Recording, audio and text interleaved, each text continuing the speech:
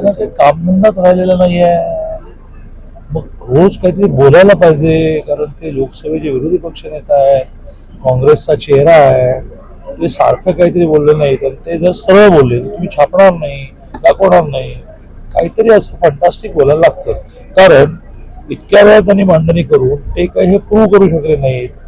काय झालं मग आता त्यांना मग असं म्हणायचं का की लोकसभेला तुम्हाला चांगल्या सीट मिळाल्या प्रमुख्याने महाराष्ट्रामध्ये, उत्तर प्रदेशमध्ये, पण तिथे तुम्ही मतचोरी केली का? काय म्हणायचं, मतचोरी तुम्ही केली का? म्हणजे जेव्हा जेव्हा रिझल्ट तुमच्या बाजूने लागतात तेव्हा ईव्हीएम चांगलं, मतचोरी नाही. जेव्हा जेव्हा रिझल्ट तुमच्या बाजूने लागत नाही तेव्हा ईव्हीएम वाईट, मतचोरी झाली.